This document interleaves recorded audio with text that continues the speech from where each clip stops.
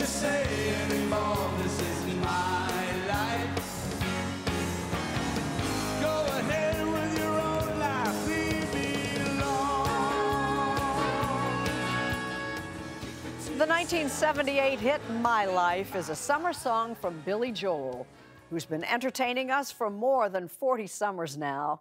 Turns out that for Billy Joel, getting to his gig on a world-famous stage is half the fun, as he demonstrates for Anthony Mason. It used to be a tennis court. On the back lawn of his estate on Oyster Bay, Long Island, Billy Joel saw a chance to solve a transportation problem. Because I didn't play tennis, and there was an H in the middle of the tennis court, and I said, helipad. That's how he arrived in Manhattan this past Wednesday with his wife Alexis for his landmark 100th concert at Madison Square Garden. It's 9 o'clock on a Saturday. He sold out every show, more than 2 million tickets. You okay with me these days? Got a good job, I got a good office, I got a new wife, I got a new life, and the family is fine. What does it say to you personally that you're playing your 100th show here? It's a crazy life. I remember the first night I played here in 1978. This was like the pinnacle of my career. Yeah. God, I'm headlining at Madison Square Garden. 40 years ago, in December of 1978, Joel played his first gigs at the Garden. Anthony works in the grocery store. He'd broken out the year before with his 5th album, The Stranger. For a kid from Long Island, what did it mean to be here in 1978? Well, this is the Ark of the Covenant. This is the High Holy of Holies. Mr. Joel's concert, the New York Times Review read, reaffirmed his stature as a craftsmanlike pop composer. But he falls short of the committed passion of great rock. Off and on over the years, you've been beaten up by some critics. A lot of that beating up was self-induced because I went to war with these guys. If I didn't agree with something they wrote, I would call them out on stage. That doesn't help things. Why did you go to war with them?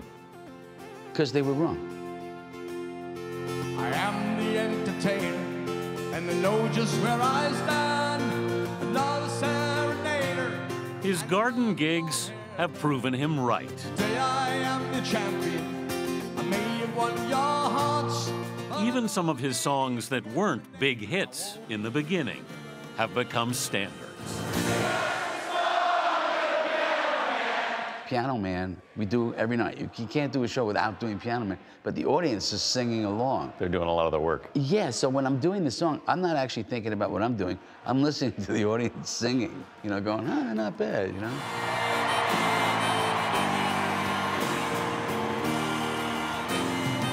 Joel began playing the Garden monthly in January of 2014. When you started it, you never thought it was going to last this long, did you? No. No, they presented it to me like, okay, you're going to do a residency. But what they really meant, you're going to be a franchise, like a sports team. How did you feel about that? I was flattered, I'm flabbergasted.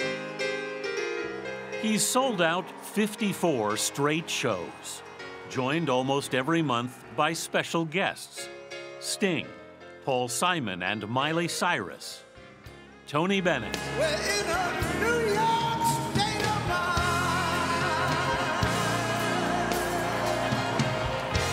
and for his 100th show, Bruce.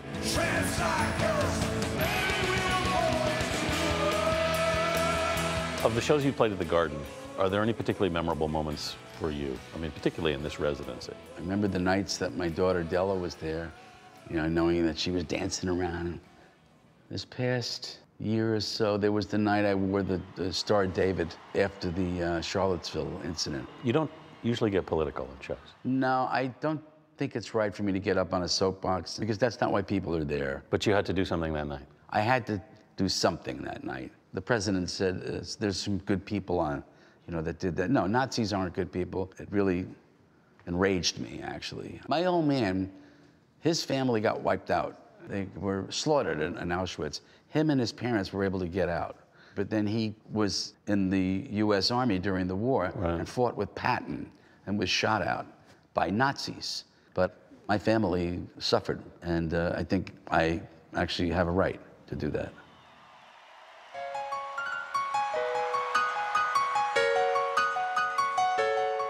At 69, Joel is playing songs he wrote seemingly a lifetime ago. Seeing the lights go out on Broadway. Do they sound different to you now? Some of them age better than others. Yeah. They're like my kids. Yeah. Some of them grew up to be doctors and lawyers and Indian chiefs. Some of them a couple of bums, you know? His first huge hit, the Grammy-winning Just the Way You Are, is not one of the singer's favorites. It's a song I wrote for my first ex-wife, and it was a gift. And when I showed it to her, she said, "Does that mean I get the publishing, too?" And it kind of took the shine off the thing. Joel was also annoyed when the sheet music was first published. The first publishing that they did of it was the wrong chords. I'll show you. Can I move with this thing? Okay. The original chords are like this. That's a suspension. And these guys play it like this. It drives me frickin' nuts. It's stupid. So I gotta go over and I gotta correct the guy. When I went to the restaurant, no. Come out, Virginia, don't let me wait. He wrote 33 top 40 hits.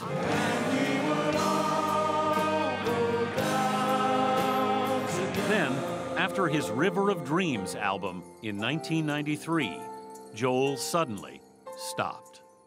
What was the main reason you stopped writing songs? I couldn't be as good as I wanted to. It was driving me crazy. It was wrecking my personal life, too. Just not being able to be satisfied. And drinking became a problem because of that. You know, to try to drown, you know, my frustration with it. If you looked at what you'd written some great songs. I could look at 25% of what I wrote and throw it out and not miss it at all. But I bet you most artists would say the same thing. Probably. But that's what drives good art. In the end, that kind of wore you down? Well, I wanted a personal life. You know, I'd been married and divorced a couple of times, and I said, when are you going to be content with yourself? There's a quote from Neil Diamond. He said, "I've forgiven myself for not being Beethoven." Mm-hmm. And I read that quote and I said, that's my problem. I have not forgiven myself for not being Beethoven. And I still to this day haven't. But Beethoven never sold out the Garden 100 times. Well, you went uptown riding in your limousine. After 100 shows, does this feel kind of like your living room? Yeah. It does. Yeah. It's our office. Hey, I see everybody, you know, we're all in our little cubicles, and then that's our office. What's the matter with the car on the drive? And when Billy Joel's name was hoisted on a banner into the Garden rafters Wednesday with those 3 imposing digits, even the piano man was impressed. This is beyond my wildest expectations. I want to thank you all for coming to our shows. Is it a big deal for you? Yeah. Yeah. 100. I'm still trying to get my head around it. So it looks like there's no end to this thing. Does that concern you? I may be doing it for the rest of my natural life.